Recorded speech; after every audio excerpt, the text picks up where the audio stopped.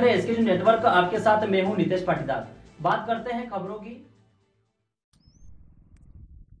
आप देख रहे हैं एसके न्यूज़ नेटवर्क। देश भर में चुनावी तैयारियां जोरों शोरों पर है। ऐसे में मध्य प्रदेश के पूर्व सीएम शिवराज सिंह चौहान का बयान।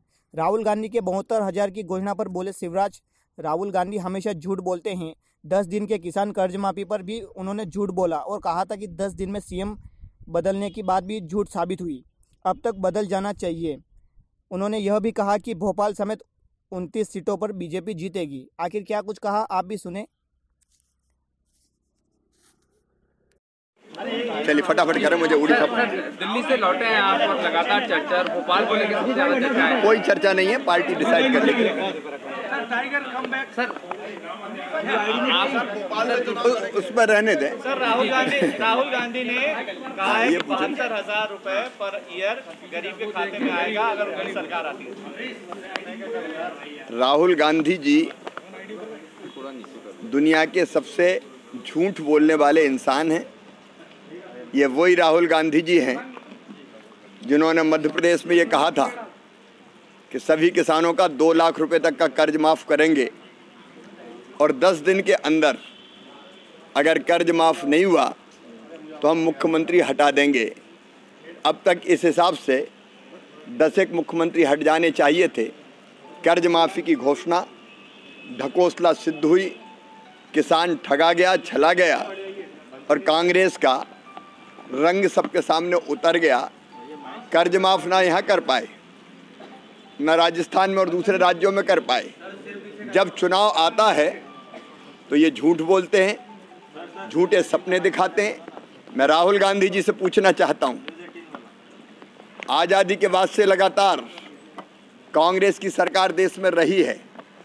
अगर हम छोड़ दें माननीय अटल जी को, इसके बाद मोदी जी के 5 साल के कार्यकाल को, बीच में थोड़े समय के लिए बीपी सिंह साहब आए थे और मोरारजी जी देसाई जी आए थे। कांग्रेस ने 1971 में वचन दिया था, स्वर्गीय इंदिरा जी ने, गरीबी हटाओ। अब गरीबी कहाँ हटी कोई बता दे। ये केवल इनका नारा है, रंगीन सपने दिखाना है।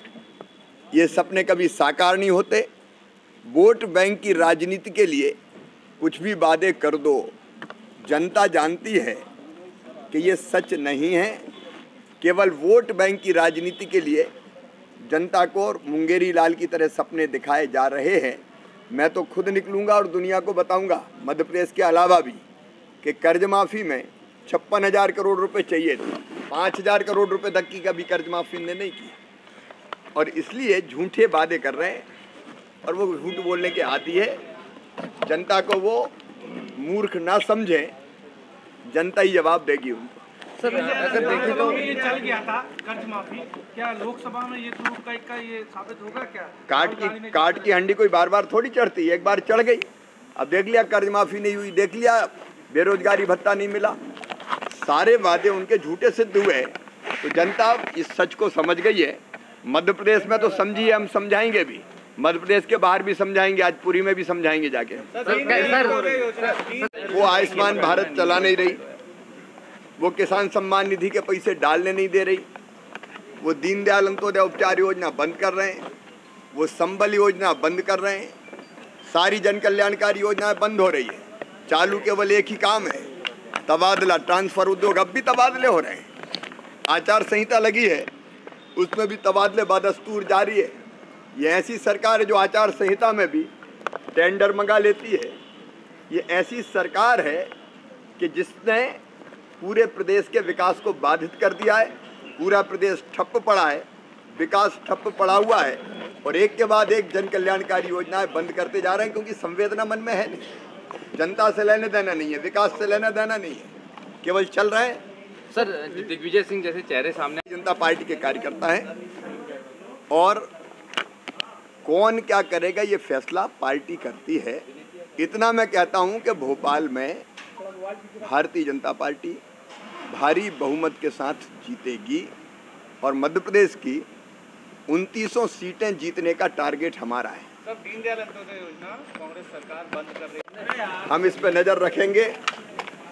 मेरे मुख्यमंत्री रहते हुए एक एक दाना हमने खरीदा, लेकिन मुझे चिंता है चिंता इस बात की कि इनने धान खरीदी ढंग से की नहीं, अभी तक धान पड़ा हुआ है। ये मैं नहीं कह रहा, कांग्रेस के नेता भी ट्वीट कर करके बता रहे हैं कि धान पड़ा है, पोर्टल बंद है, उठाया नहीं जा रहा, किसान के खाते में पैसा नहीं आ रहा। सोयाबीन के 500 रुपया कुंटल इनने नहीं दिए, धान पे बोनस इनने नहीं दिया, उड़द का भावांतर इनने नहीं दिया, मक्के पे 500 रुपया कुंटल इनने नहीं दिए। लेकिन अब